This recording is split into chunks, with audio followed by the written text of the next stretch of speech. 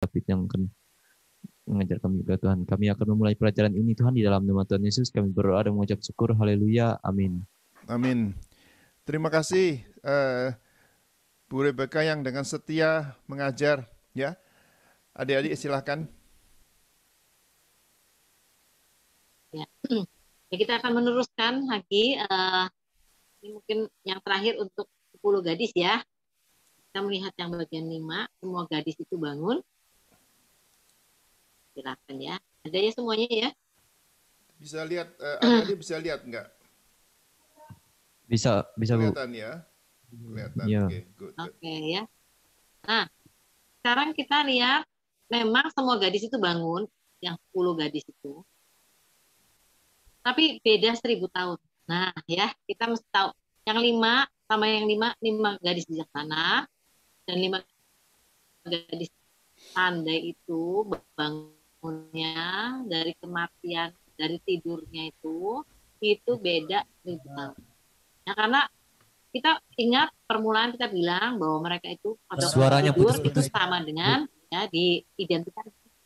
Bu, suara Ibu kurang jelas. Suaranya kurang jelas, putus-putus.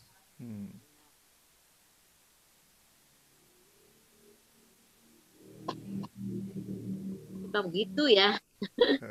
Dulu. Ini pakai apa? Pakai. Tapi cukup keras enggak? Cukup keras Tuhan. HP yang itu masih. Kenapa? Cuman putus. Nyangkut ya. Suaranya sih jelas, itu keras, cuman nyangkut. Ya, kita berdoa supaya ya minta supaya benar-benar tidak nyangkut nih. Iya. Ya, aku ituin dulu. Kayaknya sih koneksi internetnya kali ya. Enggak susahnya nih.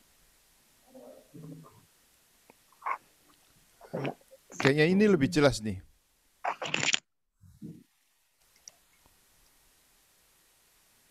Oke, aku berusaha pakai headphone lagi ya. Coba ya ini ya. Gimana sekarang? Iya, udah jelas. Coba aku harap lebih jelas ya. Oke, jadi waktu kita belajar tentang 10 gadis permulaan, kita tahu bahwa tidur itu kita identikan dengan kematian. Kata Yesus juga Lazarus itu sedang tidur, padahal dia sudah mati 4 hari gitu. Nah, jadi kalau kita sekarang ngambil yang itu bangun, di sini semua gadis itu bangun, cuma 10-10-nya itu bangun, maksudnya hidup lagi, karena tadi kita sudah dalam tafsiran ini kita sudah bilang bahwa tidur itu adalah mati, maka ketika bangun itu arti hidup kembali, maka 10 gadis itu hidup kembali. Ini menurut perumpamaan ini ya, tafsiran perumpamaan ini. Nah, tapi yang 5 gadis dengan yang 5 gadis itu hidup kembalinya itu, bangunnya itu beda 1000 tahun. Nah, kita akan membandingkan dengan perkataan Yesus sendiri. Pertama di Yohanes 5 ayat 28 sampai 29. Coba kita baca ya. Yohanes pasal yang kelima ayat 28 sampai 29. Silakan dapat baca. Semua? Oh. Silakan. Ayo. Silakan.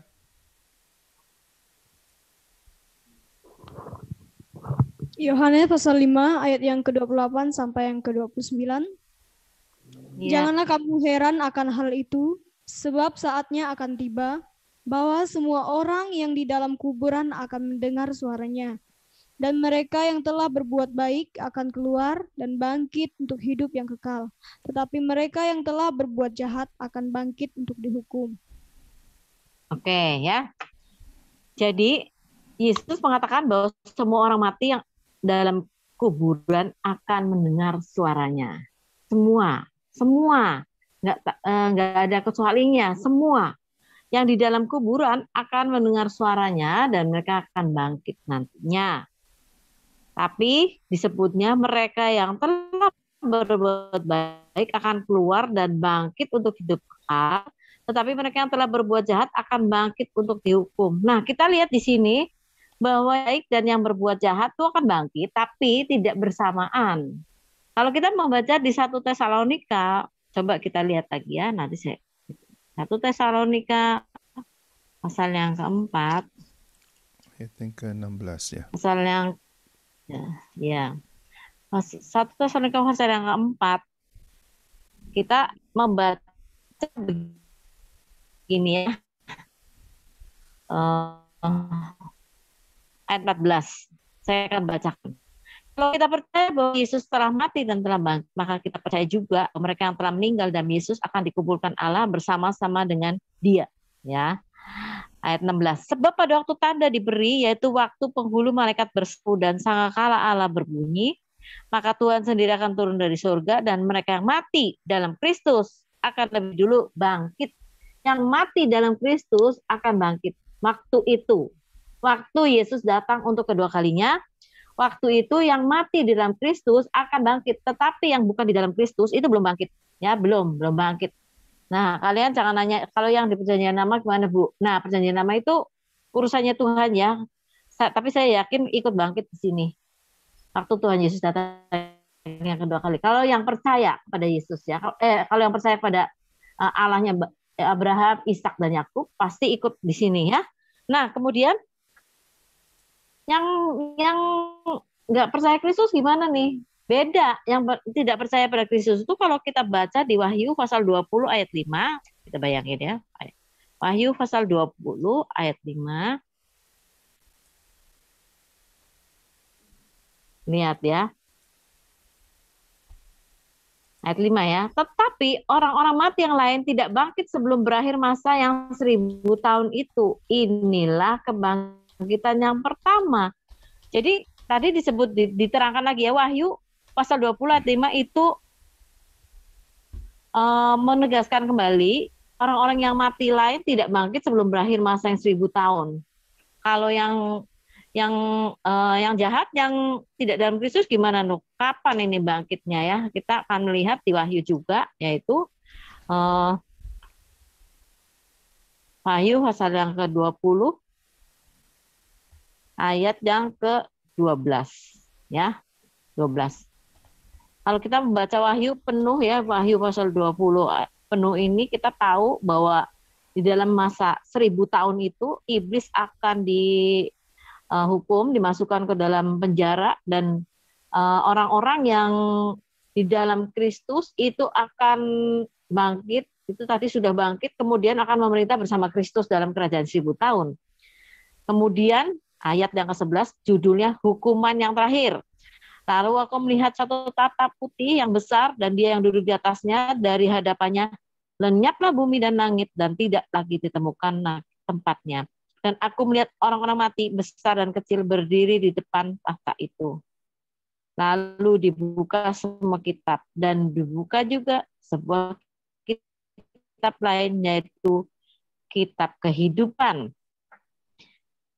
Dan orang-orang mati dihakimi menurut perbuatan mereka yang ada tertulis dalam kitab-kitab itu. Maka laut menyerahkan orang-orang mati yang ada dalamnya, dan maut dan kerajaan maut menyerahkan orang-orang mati yang ada dalamnya, dan mereka dihakimi masing-masing menurut perbuatannya. Nah, ini beda ya, kebangkitan yang orang-orang yang tidak dalam Kristus itu bangkit juga sih, tapi setelah masa 1000 tahun. Jadi ini kata Yesus sendiri ya, di Yohanes 5 ayat 28-29, kita mengetahui begini, kalau ada ayat-ayat tertentu yang menceritakan tentang nubuatan, itu bisa dalam satu ayat itu sebetulnya ada 2 kejadian yang beda ribuan tahun. Bisa juga antara ayat satu dan ayat yang kedua itu walaupun bersambung kita bacanya itu beda waktu ya. Kita sekarang niat yang di sini tadi Tuhan Yesus udah ngomong, jangan kamu heran, yang berbuat baik akan bangkit untuk hidup kekal. Nah, itu dalam satu ayat ya. Tapi mereka yang telah berbuat jahat akan bangkit untuk dihukum. Itu kelihatannya bangkitnya bareng-bareng, padahal bukan. Bangkitnya itu beda 1000 tahun dalam satu ayat ini. Ya, jadi kalau kita baca sekali lagi ya, baca kitab nubuatan entah dari Yesus entah siapa, itu kita harus hati-hati dengan masa ya, dengan waktu, karena waktunya bisa beda. Misalnya ya, kita misalnya lagi ya, ini di Yesus sendiri yang ngomong. Sekarang kita misalnya lagi ya, kita lihat di Daniel Daniel pasal yang kedua. Daniel pasal yang kedua. Silahkan. Kita lihat Daniel pasal yang kedua.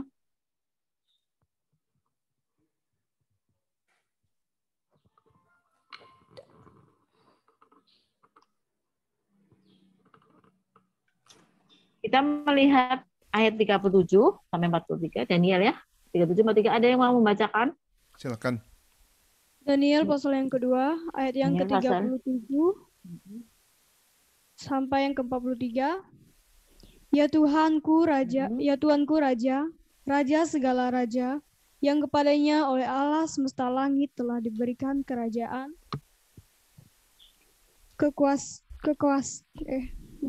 kekuasaan, kekuatan dan kemuliaan, dan yang ke dalam tangannya telah diserahkannya anak-anak manusia, dimanapun mereka berada, binatang-binatang di padang, dan burung-burung di udara, dan yang dibuatnya menjadi kuasa atas semuanya itu.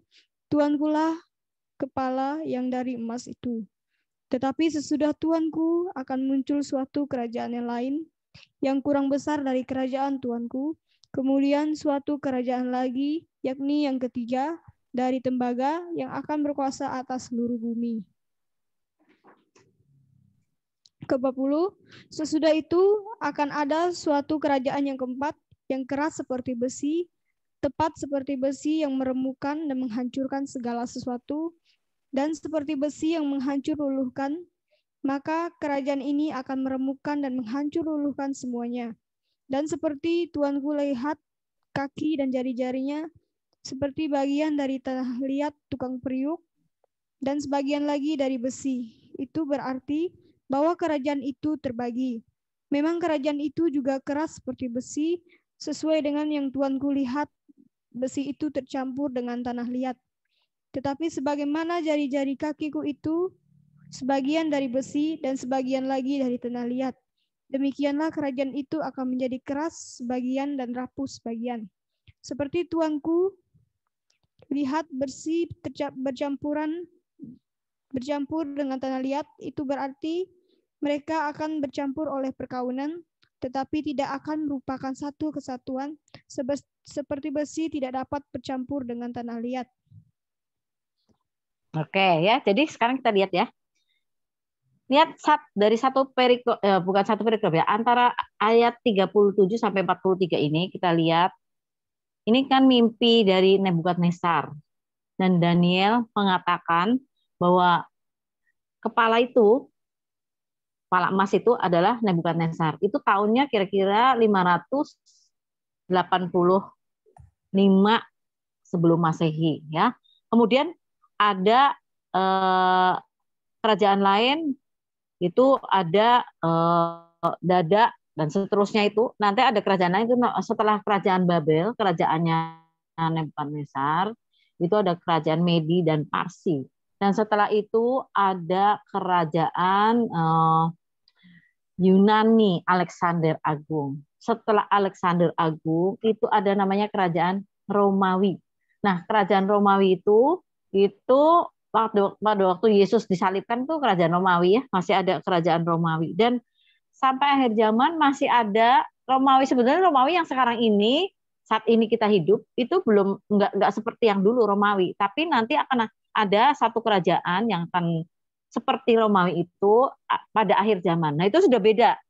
Antara 585 tahun sebelum Masehi sampai dengan sekarang, yang saat ini.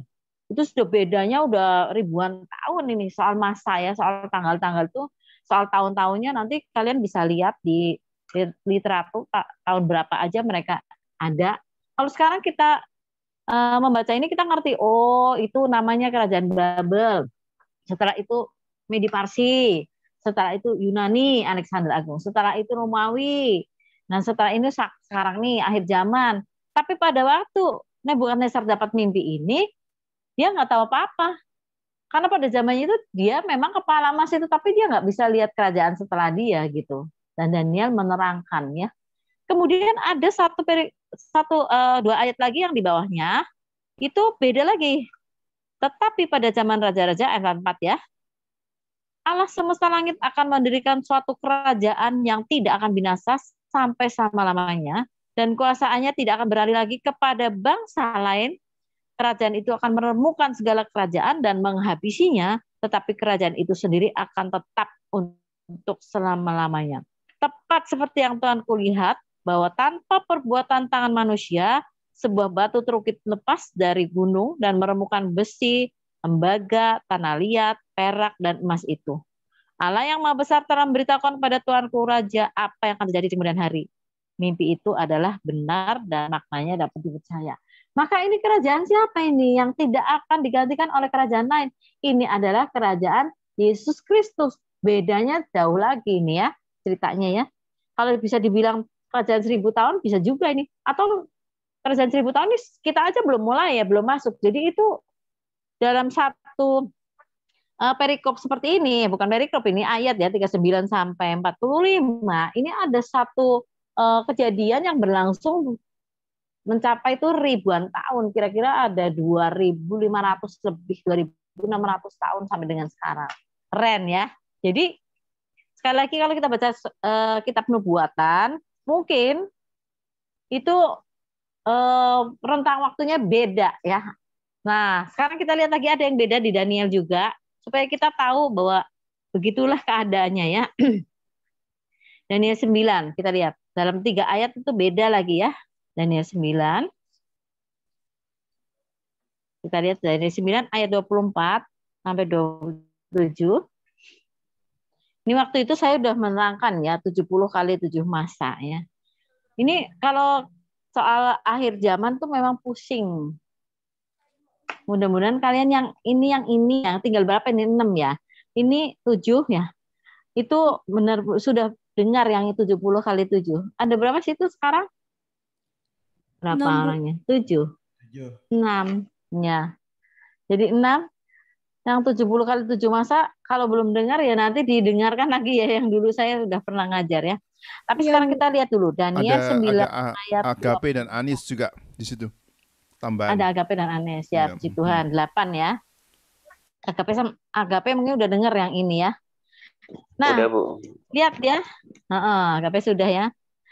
70 kali 7 masa ini kita lihat ayat 24, Daniel pasal 9 ayat 24. 70 kali 7 masa telah ditetapkan atas bangsamu dan atas kotamu yang kudus untuk melenyapkan kefasikan, untuk mengakhiri dosa, untuk menghapuskan kesalahan, untuk mendatangkan keadilan yang kekal, dan untuk mengenapkan penglihatan dan nabi, dan untuk mengurapi yang maha kudus. Ya. Jadi perkataan Tuhan ini diberikan kepada Daniel, dan perkataan Tuhan yang diberikan kepada Daniel ini dikatakan 70 kali 7 masa ditetapkan atas bangsamu. Bangsa apa? Bangsamu dan kotamu. Bangsa apa? Bangsa Israel. Dan kotamu, Yerusalem. Kalau dibilang kotamu, Daniel, Yerusalem. Ya. Kalau bangsamu pasti Israel. Jadi ini bukan buat kita, nih bukan buat gereja ya. Ini 70 kali 7 masa itu untuk bangsa Israel dan untuk kota Yerusalem. Terus sudah ditetapkan oleh Tuhan 70 kali 7 masa itu untuk apa? Nanti setelah 70 kali 7 masa, segala kefasikan itu hilang. Segala dosa itu hilang. Kesalahan hilang. Nanti akan datang keadilan yang kekal. Dan ada penggenapan penglihatan dan nabi. Dan juga untuk mengurapi yang maha kudus. Nah, ini belum terjadi semua ini sampai saat ini. Belum, ya. Belum lengkap. Karena 70 kali 7 masa itu ternyata nanti terbagi-bagi ya. Ada 70 kali 7 sama dengan 490. Nanti ada 1 kali 7 masanya yang terakhir, berarti 463 ditambah 7, 7-nya itu beda waktu. Ya, 463 itu nanti itu berakhir di mana? Coba kita lihat ya, ayat 25 ya. 25. Maka ketahuilah dan pahamilah dari saat firman itu keluar, yakni bahwa Yerusalem akan dipulihkan dan dibangun kembali sampai pada kedatangan orang yang diurapi seorang raja, ada 7 kali 7 masa. 49 tahun. Nah, dan 62 kali 7 masa lamanya kota itu akan dibangun kembali dengan tanah lapang dan paritnya, tetapi di tengah-tengah kesulitan. Nah, kita sekarang udah ngerti kalau yang tadi 7 kali 7 masa itu tadi dibilang Yerusalem akan dipulihkan dan dibangun kembali sampai pada kedatangan orang yang diurapi seorang raja. Itu Raja Kores ya. Raja Kores. Dia ada 7 kali 7 masa, ke-49 mulai dia menyuruh orang untuk melihat di Yerusalem. Nanti kita tahu juga bahwa Yerusalem akan dibangun kembali setelah mereka dibuang 70 tahun, mereka bisa balik ya. Tapi yang itu Raja Kores itu, jadi begini ya, mungkin yang mungkin bingung kalian ya. Jadi orang Yahudi itu, kerajaan selatan itu dihancurkan oleh Nebukadnezar, Babel, Nebukadnezar. Dan itu rata ya, dibakar semua. Kalau kita baca di Raja-Raja, kitab Raja-Raja dan Tawarikh, bahkan bait suci pun dibakar, bait suci Salomo itu ya.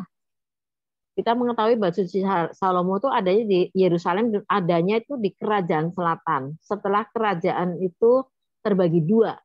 Nah, itu setelah Salomo menjadi raja, kerajaan itu terbagi dua.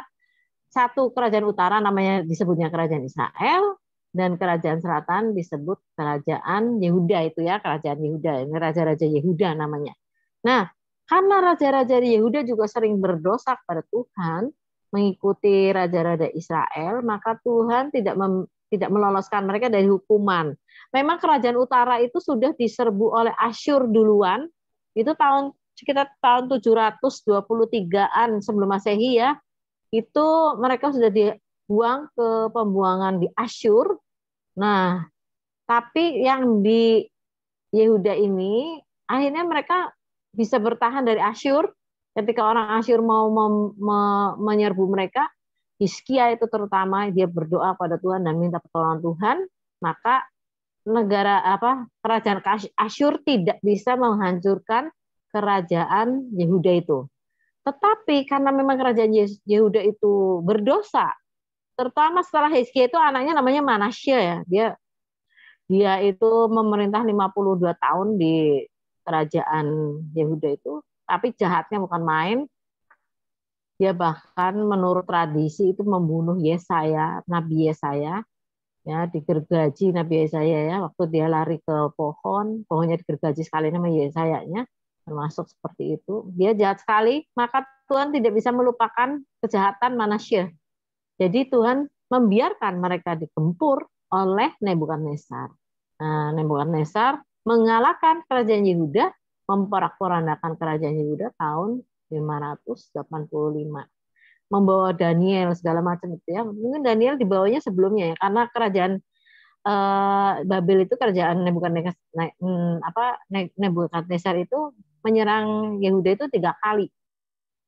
Yang terakhir itu porak-poranda udah habis ya, termasuk bait sucinya dihabiskan. Maka orang-orang Israel, orang Yehuda itu yang dibawa ke Babel, jadi mereka ditawan ya ke Babel ya. Mereka rombongan ditawan semua, yang ditinggalkan di Yehuda itu orang-orang miskin, orang sakit, nah seperti itu ya ada. Pokoknya yang hebat-hebat, yang pintar-pintar, yang muda-muda, yang masih bertenaga itu dibawa sama Nebukadnezar ke negaranya, termasuk Daniel, Sadra, Mesa, Abednego, semuanya itu ya orang-orang hebat itu. Nah, kemudian negara Babel itu diserbu, dihabiskan pada zaman Raja Belsasar, itu raja keempat kira-kira ya, itu oleh Medi dan Parsi. Nah, Raja Medi dan Parsi ini ada salah satu namanya Kores, dan Kores itulah yang nanti akan memerintahkan pembangunan kembali Yerusalem. Itu 7 kali 7 masa ya. Nah, lihat ya ayat 25 tadi ya, sekali lagi ya. Maka ketahuilah dan pahamilah dari satu keluar, yakni bahwa Yerusalem akan dipulihkan dan dibangun kembali sampai pada kedatangan seorang yang diurapi, seorang raja, ada 7 kali 7 masa, 49 tahun. Itu persis ya. Dan 62 kali 7 masa namanya kota itu akan dibangun kembali dengan tanah lapang dan paritnya, tetapi di tengah-tengah kesulitan. Maka pembangunan Yerusalem itu berlangsung lama banget karena ada jedanya yang kadang-kadang berhenti dan seterusnya ya. Terus akhirnya dibangun kembali tapi di tengah-tengah kesulitan gitu ya. Nah, lihat ayat 26-nya. 62 kali 7 masa itu lama ya, ayat 26-nya sekarang. Sesudah ke-62 kali 7 masa itu akan disingkirkan seorang yang telah diurapi padahal tidak ada salahnya apa-apa. Siapa itu? Itu Yesus. Jadi persis ketika sudah hitungannya 62 kali 7 masa ditambah 7 tadi setelah Yerusalem dikalahkan, itu ada Yesus yang mati di kayu salib, yang peringatan kebangkitannya kemarin kita sudah peringati ya hari Minggu ya semuanya ya. Kita bersukacita karena dia bangkit lagi. Tapi kita juga mengikuti prosesi kematian Yesus yang sangat tragis itu hari Jumat, itu luar biasa ya. Saya selalu kalau nonton bagian Yesus yang dipukul-pukulin segala itu, yang dari Passion of Christ itu, karena sering dicuplik ya, pada waktu Jumat Agung sering dicuplik masuk ke grup WA segala. Saya selalu nangis, saya melihat dia itu, aduh, kok mau ya Tuhan yang sedemikian rupa hebatnya itu mau mati buat saya gitu. Harusnya saya yang digituin, tapi kok Yesus mau, itu luar biasa ya. Membuat saya semangat lagi untuk terus melayani Tuhan ya, terus menerus ya. Jadi ayat 26 itu pada bagian A itu tentang Yesus. Ya, tentang Yesus. Terus maka datanglah rakyat seorang raja musnahkan kota dan tempat kudus itu, tapi raja itu akan menemui ajalnya dalam air bah, dan sampai pada akhir zaman akan ada peperangan dan musnahan seperti yang ditetapkan. Nah, lihat ya, ini terjemahannya memang rada kurang gimana ya. Karena bukan datanglah rakyat seorang raja, tapi raja itu akan memusnahkan ya. Raja itu, kalau kita lihat bahasa Inggrisnya itu akan ada pemusnahan dari kerajaan itu seperti air bah. Ini kapan ini? Seperti air bah, kerajaan itu akan diserbu lagi, sudah dibangun akan diserbu lagi.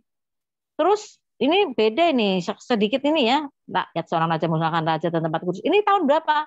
Tahun 70 setelah Yesus mati, itu pokoknya 70 Masehi ini ya. Kalau tadi urusannya sebelum Masehi, maka yang ini tahun 70 Masehi setelah Yesus bangkit dan naik ke surga dan seterusnya ini ya. 70 ya, tahun 70.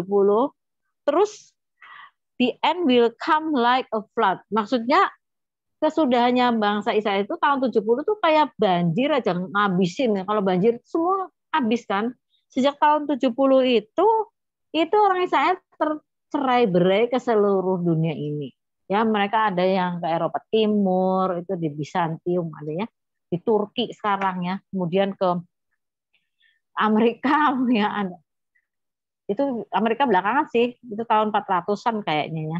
Sebelumnya mereka ada di Eropa. Banyak kan ada di Eropa, dan orang Israel itu tidak pernah kembali ke negaranya sampai tahun 1948 kemerdekaan Israel. Tahun ini barusan nih 1948. Sekarang kita 2021 ya.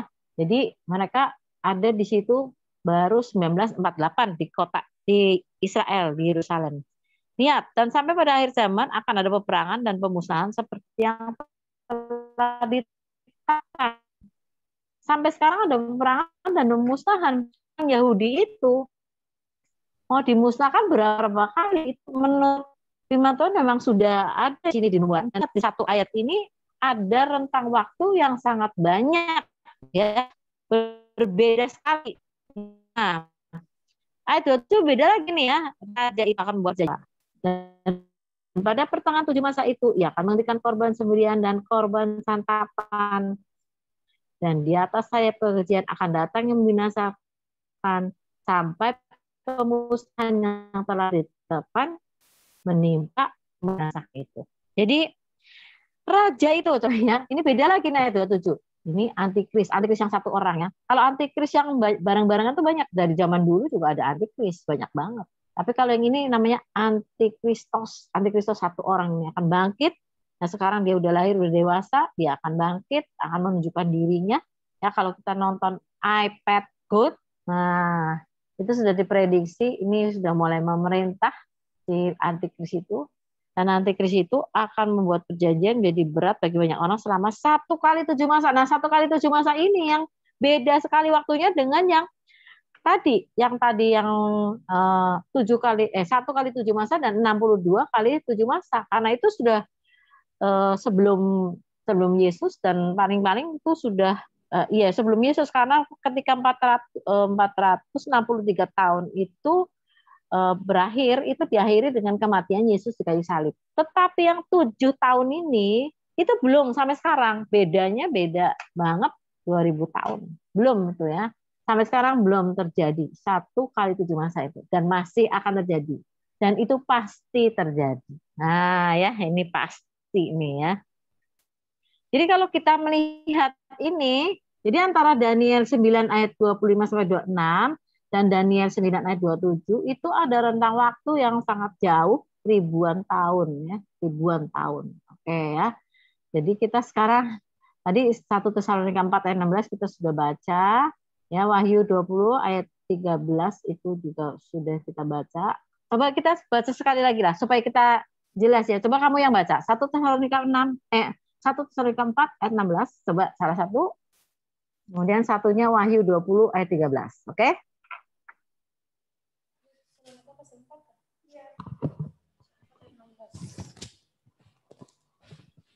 Satu Tesalonika pasal yang keempat ayat yang ke-16. Sebab pada waktu tanda diberi, yaitu pada waktu penghulu malaikat berseru dan sangkakala Allah berbunyi, maka Tuhan sendiri akan turun dari sorga dan mereka yang mati dalam Kristus akan lebih dahulu bangkit. Nah, yang mati di dalam Kristus akan lebih dahulu bangkit. Itu ya. Yang bukan di dalam Kristus ya nggak bangkit, masih ada di kuburan ya. Sekarang Wahyu 20 ayat 13, silakan sekali lagi. Wahyu pasal yang ke-20 ayat yang ke-13. Maka laut menyerahkan orang-orang mati yang ada di dalamnya, dan maut dan kerajaan maut menyerahkan orang-orang mati yang di dalamnya, dan mereka dihakimi masing-masing menurut perbuatannya. Ya. Itu tentang waktunya 1000 tahun. Kalau kita baca di perikop di atasnya itu tentang kerajaan 1000 tahun dan tentang iblis yang dipenjarakan 1000 tahun, kemudian dilepas sebentar untuk membuat manusia murtad lagi, banyak tuh yang ikut ya. Kemudian dia dijebloskan ke dalam lautan api. Nah, sekarang giliran orang-orang yang tidak mati di dalam Kristus itu dia yang baru sekarang ini bangun. Jadi bedanya itu 1000 tahun. Kalau tadi yang 5 gadis bijaksana, orang-orang Kristen yang benar-benar percaya pada Kristus, yang mati, itu sudah bangkit duluan pada waktu tanda diberi. Karena 1 Tesalonika 4 itu berbicara soal kedatangan Yesus yang kedua kali dengan sangat jelas. Jadi waktu tanda diberi, sangkakala berbunyi, segala macam itu, maka kuburan-kuburan orang yang percaya pada Kristus itu akan terbuka. Dan Yesus, ini ya, kalau menurut ada orang yang dapat penglihatan, Yesus itu akan menjelajah ke seluruh dunia dan membawa roh-roh dan jiwa orang-orang yang mati bersamanya dia yang selama ini ada di Firdaus untuk bertemu dengan tubuhnya dimanapun mereka ada gitu ya. Itu keren banget tuh ya. Kalau bisa ngelihat kayaknya, itu peristiwa yang sangat hebat ya. Jadi Yesus akan membawa itu semuanya supaya bertemu dengan tubuh mereka yang ada di tanah, kayak ada di laut, kayak mungkin ada di mana lah gitu ya. Mungkin ada di gunung, ada di mana mereka bertemu dengan tubuh mereka ini, roh dan jiwa mereka yang saat ini nih, orang-orang yang kita kasih ini yang sekarang ada di Firdaus, dibawa, kemudian bertemu dengan tubuh mereka, kemudian diubah menjadi tubuh yang baru seperti Kristus, ikut Yesus untuk di angkasa nih yang bertemu satu dengan yang lain. Kemudian kita yang masih hidup pada saat itu, yang masih hidup kita pada saat itu, kita percaya pada Yesus, tubuh kita juga akan diubahkan. Setelah mereka itu dibangkitkan, tubuh kita akan diubahkan. Kemudian kita akan naik juga, ikut bersama-sama dengan Kristus, bertemu di angkasa. Jadi itu suatu reuni akbar, saya bilang. Luar biasa itu Rene Akbar ya. Jadi lagunya kalau zaman dulu tuh lagu Pantai Kosta, ada pertemuan di udara, pertemuan yang manis. Saya rindu bertemu di sana, jauh di udara. Iya, keren ya.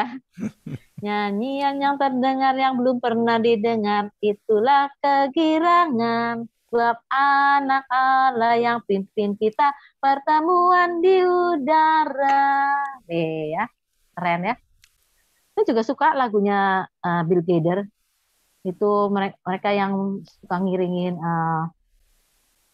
ngiringin Billy Graham ya, yang suka ikut Billy Graham misi kemana-mana. Lagunya The King is coming, the King is coming. Ya, I heard the trumpet sounding. Terus mereka cerita bahwa praise Lord is coming for me. Bayangin itu. Yesus datang untuk menjemput kita. Yang di dalam Kristus, baik yang masih hidup maupun yang sudah mati. Itu satu peristiwa yang sangat luar biasa ya. Saya kalau bayangan itu terharu ya. Nanti saya ketemu di sana sama papi saya, sama mami ya. Saya bisa ketemu suami saya juga. Saya ketemu dengan orang yang dikasihi di sana. Luar biasa ya, dengan Ratna yang sudah di penjara sama saya 3 tahun. Dengan Dinda yang kemarin juga baru berangkat. Dengan siapa adik saya Iin yang udah di sana ya. Saya akan bertemu dengan emak cowok saya. Wah, itu di sana tuh mukanya gimana ya? Saya kenal apa enggak? Kayaknya sih kenal ya, walaupun mereka muda-muda, wajahnya seperti 30 ya enggak ada di sana maco-maco nenek-nenek pakai apa keriput semua, enggak ada ya. Di sana badannya baik-baik sekali, dan itu pertemuan di udara itu sangat menyenangkan ya. Sangat menyenangkan. Nah, kamu kalau bayangkan soal itu, seharusnya kita semua ini yang dalam Kristus itu semangat. Ada suatu pengharapan bahwa ketika satu kali kelak itu nanti kita akan ada bersama dengan Yesus, bertemu dengan orang yang kita kasihi, bertemu dengan orang-orang yang ada di perjanjian baru. Kamu bayangkan nggak? Wih, di sana bertemu Petrus, bayangkan, bertemu Paulus, bertemu dengan Adam, kali ya, bertemu dengan Musa, bertemu dengan Elia, bertemu dengan orang-orang yang ada di Alkitab yang sekarang kita nggak bisa bayangin mukanya mereka kayak apa. Wow. Terus gimana Bu? Di sana kenalan dulu kalau tanya. Nggak usah kenalan karena Tuhan akan memberi hikmat pada kita sehingga kita bisa mengetahui, oh saya berhadapan dengan Petrus, saya berhadapan dengan Yohanes, saya berhadapan dengan Andreas, saya berhadapan dengan Abraham, saya berhadapan dengan Yakub dan seterusnya. Keren ya.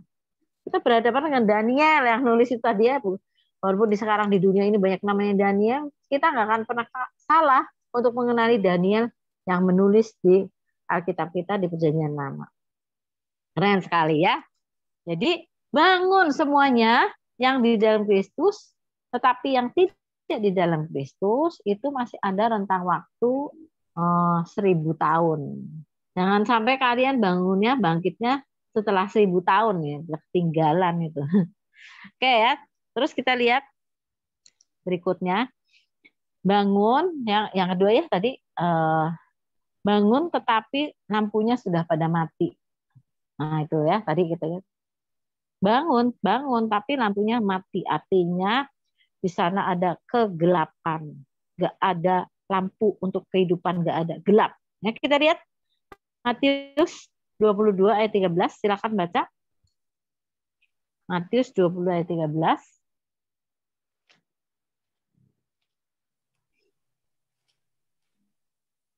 Matius 20 ayat 13.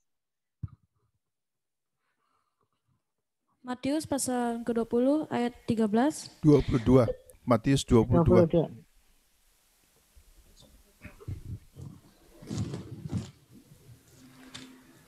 Matius 20. Matius 22 ayatnya yang ke-13. Lalu kata raja itu kepada hamba-hambanya, ikatlah kaki dan tangannya, dan campakkanlah orang itu ke dalam kegelapan yang paling gelap. Di sanalah akan terdapat ratap dan kertak gigi. Nah, jadi ini bicara tentang perumpamaan tentang perjamuan kawin ya. Coba ya. Saya mau sedikit. Mungkin nanti kalian baca sendiri ya yang ini. Tapi di perjamuan kawin ini ada tuan yang ingin mengundang orang-orang untuk datang di perjamuan kawin. Ya, orang-orang suruh datang di perjamuan kawin. Kemudian ternyata yang diundang nggak pada mau datang. Kayaknya takut COVID yang ini ya. Banyak cerita ini. Ini nggak mau datang mereka tuh ya. Jadi alasannya banyak ya, banyak banget. Ada yang baru kawin lah, ada yang beli ladang lah, mau dilihat dulu lah, ya sama kayak kita ya kalau disuruh ke gereja atau suruh baca Alkitab, alasannya banyak. Kalau suruh baca Alkitab, tulisannya kecil-kecil lah, bosen lah, terlalu tebel lah, gak bisa baca sambil tiduran lah, mending bawa HP lah. Kalau HP kan bisa sambil begini ya, sambil tiduran ya, sampai tangannya pada kaku gitu ya. Saya juga kalau megangin HP sambil tiduran begini ya, lama-lama tangan saya kaku nih, telunjuknya sakit deh ini nih, buku-buku saya, buku-buku jari saya sakit nih. Nah, seperti itu ya. Mungkin karena saya udah umur 60-an, 63 saya tahun ini ya. Kalau kalian mungkin masih muda, jadi pegang HP 3 jam nggak apa-apa tangannya gini. Tapi lama-lama tangannya kayak gini juga ya, terus-terusan. Repot nih kalau tangannya seperti ini. Nah, banyak alasan. Jadi kita lihat di pertemuan ini ada banyak alasan supaya nggak datang. Padahal kalau soal beli ladang, nilik-nilik ya besok juga bisa. Tapi mereka nggak mau datang ya. Banyak alasan lah. Melayani Tuhan banyak alasan. Semua banyak alasan. Ke gereja banyak alasan. Berdoa banyak alasan. Nggak bisa. Apa segala macam. Pokoknya banyak alasan lah. Nah, ayat 7. Maka murkalah raja itu lalu menyuruh pasukannya ke sana membinasakan mereka ya. Jadi mereka dibinasakan. Terus karena perjamuan kawinnya udah siap. Bayangin ya. Udah siap. Udah potong sapi, udah potong domba, udah potong macam-macam, udah siap semua, bunga-bunga udah dipasang, tapi kok nggak ada yang mau datang gitu loh ya. Kan repot nih kalau pesta sendirian, bayangin ya. Di masa COVID ini kasihan loh orang-orang tuh ya. Kemarin adik saya mantu ya, Sanche itu, adik saya itu mantu, anak perempuannya itu kepengen kawin muda, jadi umur 24 udah menikah. Nah, ya buat saya muda ya, karena saya sendiri menikahnya umur 28. Nah, waktu itu saya udah bilang, ini jangan besar-besar kalau mantu model COVID kayak gini. Gimana coba? Undangannya ada 300, berarti buat 600 orang. Buat 600 orang nanti yang datang berapa saya bilang? Karena pada takut COVID. Iya kata adik saya, cuman pesta ini sudah dipesan sebelum COVID, jadi mau nggak mau. Maka pesta tuh berlangsung juga ya. Jadi pestanya benar-benar lengang. Harusnya buat 700 800 orang yang datang paling 250 orang. Seperti itu, makanannya berlimpah ruah. Terus pada dibungkusin. Pengantin masuk yang datang baru 20 atau 30 ya. Paling seperti itu ya karena COVID. Nah, pada banyak alasan untuk tidak datang, takut bertemu dengan orang lain. Nah, seperti inilah. Kalau memang udah siap pestanya, nggak ada yang makan repot juga ya. Saya yang mubasir maka tuan yang mau mantu itu bilang supaya mencari setiap orang yang kamu temui suruh masuk, disuruh semua masuk, mau terserah lah, mau yang gembel kayak, mau yang orang edan kayak, mau yang orang lagi miskin kayak, orang yang lagi macul kayak di sawah, orang tukang beca kayak, pokoknya karena ini pestanya udah terjadi, yang naik sepeda, naik motor semuanya di stop, suruh masuk ikut pesta. Enak nih, pesta gratis. Nah, ternyata ayat 11. Ketika raja itu masuk untuk bertemu dengan para tamu, udah penuh nih ya. Dia melihat seorang yang tidak pakai pakaian pesta. Nah loh. Jadi ini kan tadi kan disuruh masuk kan. Bayangin nih ya, kalau orang yang nggak punya segala macam itu suruh masuk, tapi di dalam tuh ngeliatin nggak berpakaian pesta. Loh ini gimana sih Tuhan ini? Tidak berpakaian pesta kok diliatin? Ia berkata padanya, hei saudara, bagaimana engkau masuk kemari dan tidak mengenakan pakaian pesta? Tetapi orang itu diam saja. Kenapa? Karena dia nggak bisa alasan. Kenapa? Karena pakaian pestanya sudah disediakan, tinggal pakai sendiri. Jadi kayaknya ini si Tuhan ini pesta luar biasa ya. Makanan disediakan, pakaian juga disediakan. Harus patut masuk ke ruang pesta. Coba bayangin, saya juga nggak pernah masuk ke pesta pakai daster, nggak mau, saya malu ya. Kalau misalnya pakai celana, coba kalian yang cowok-cowok pakai celana pendek, pakai kaos tidur, malu nggak masuk ke dalam pesta? Malu sekali. Kalau mau ke pesta pasti rapi-rapi ya. Kayak waktu adik saya mantu juga, saya mau nggak mau bikin baju warna gold karena temanya gold semua. Aduh. Padahal saya nggak senang beli baju gold, apa boleh buat karena adik saya yang mantu, saya harus bikin baju yang gold karena mereka tema gold seperti itu. Nah, disiapkan. Tuhan ini juga tahu kalau yang dipanggil itu adalah orang-orang yang tidak siap untuk pesta. Mereka itu datang dari mana-mana, diambil dari jalan, diambil dari mana-mana untuk masuk ke dalam pesta. Jadi gimana dong? Disediain, pasti baju disediain. Cuman tinggal milih SML-nya ya. Kamu yang kurus nggak mungkin pakai yang L kedodoran ya. Nggak mungkin juga orang yang gemuk pakai yang S. Nggak, itu yang ukuran S itu bisa sabit banget, nggak bisa masuk. Semua ukuran sudah disediakan, tinggal dipakai sendiri. Tapi orang ini tidak pakai baju pesta. Makanya ketika ditegur, hai saudara, bagaimana engkau masuk kemari dengan tidak mengenakan pakaian pesta? Orang itu diam saja. Makanya dicampakkan ke dalam kegelapan yang paling gelap. Di sana terdapat ratap dan kertak gigi. Kalau ratap dan kertak gigi itu artinya apa?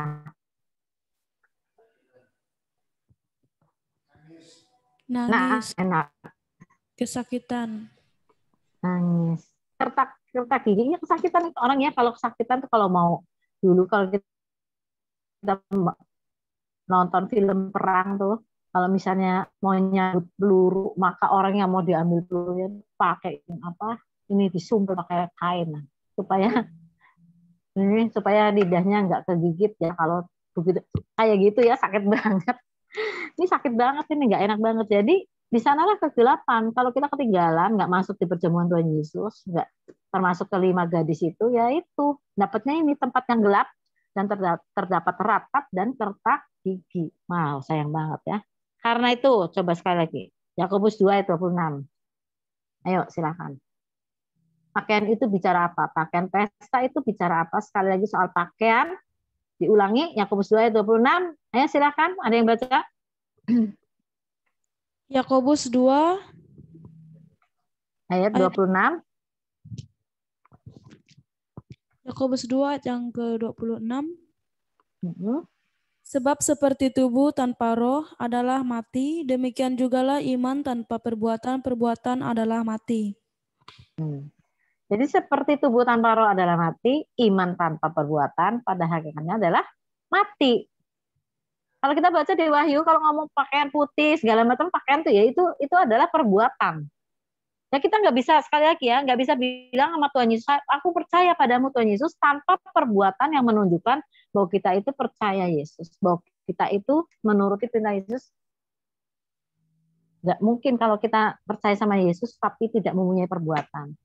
Kalau Yesus menyuruh kita mengasihi, kita akan mengasihi. Seperti itu ya. Kemarin kita sudah ulas panjang lebar. Nah sekarang nomor 3 ya, kita baca ya. Kemudian datang juga gadis-gadis tadi yang 5 ya. Nah, tapi yang 5 tadi udah masuk ke ruang perjamuan, 5 yang belakangan itu 1000 tahun kemudian.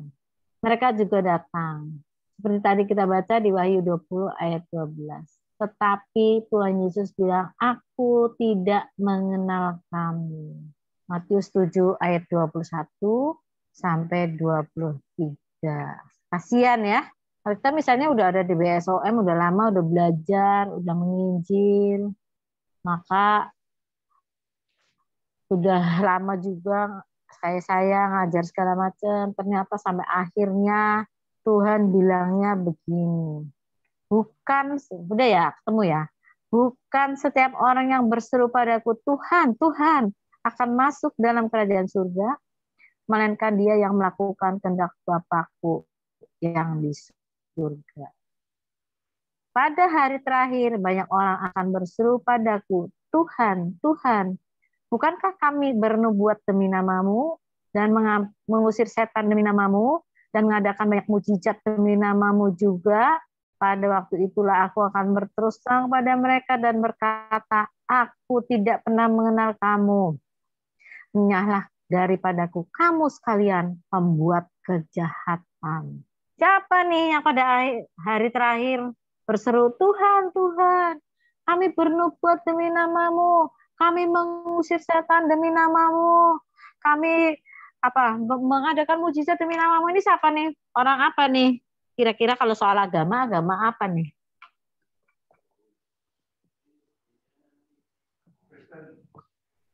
Kristen. Orang Kristen kan? Nggak mungkin kan orang lain kan? Mana ada sih orang lain bernubuat demi nama Yesus? Misalnya orang Buddha bernubuat demi nama Yesus. Misalnya orang Muslim bikin mujizat demi nama Yesus, nggak ada. Yang bikin mujizat, yang mengusir setan, yang bernubuat demi nama Yesus itu orang Kristen. Kenapa mereka nggak bisa masuk ke dalam surga? Ini kalau ngomong surga ya, di surga ini malah kata Tuhan Yesus, aku tidak mengenal kamu, diusir lagi. Enyahlah daripadaku, kamu sekalian disebutnya pembuat kejahatan. Wow, kasihan deh ya. Jadi disamakan dengan orang yang mengerjakan jahat, si pembuat kejahatan. Nah, jadi sekali lagi ya, kalau kita sekarang melayani Tuhan, lakukan dengan baik. Tunjukkan imanmu. Iman itu jelas, iman kita pada Tuhan. Tetapi tunjukkan iman itu kepada semua orang di sekeliling kita, bahwa kita bisa melakukan apa yang Yesus lakukan selama Yesus ada di bumi ini. Perbuatan kita menunjukkan bahwa Yesus hidup di dalam hidup kita. Perbuatan kita itu menunjukkan bahwa Yesus mengendalikan hidup kita. Kalau kita mau marah, kita mau tidak bisa menguasai diri, ingat Yesus ada di dalam hidup kita. Jangan sampai kita melakukan perbuatan yang tidak sesuai dengan apa yang Yesus lakukan. Berat, ya berat. Memang kalau kita penuh dendam kusuma, tetapi bersama Yesus kita dapat melakukan segala perkara. Amin. Amin. Nah, dengar nggak aminnya tuh? Tadi saya ngomong apa sih? Ngomong apa? Bersama Tuhan Ngomong kita apa? bisa melakukan Bersama? suatu perkara. Bersama Tuhan. Ya, bersama Yesus kita dapat melakukan segala perkara. Ternyata kalian dengar ya, puji Tuhan. Biarlah nama Tuhan dipermuliakan, Tuhan Yesus memberkati. Kalian masih ada belajar lagi ya? Silakan berdoa. Siapa yang mau berdoa? Baik, mari kita bersatu dalam doa. Terima kasih Bapak, terima kasih Yesus buat waktu yang telah Engkau berikan kepada kami Tuhan pada pagi hari ini. Kami sudah selesai belajar Tuhan. Kau berkati Ibu Rebeka Tuhan yang telah mengajar kami. Kau berkati juga kami semua Tuhan, supaya kami boleh mengerti dan paham Tuhan akan yang disampaikan kepada kami. Tuhan,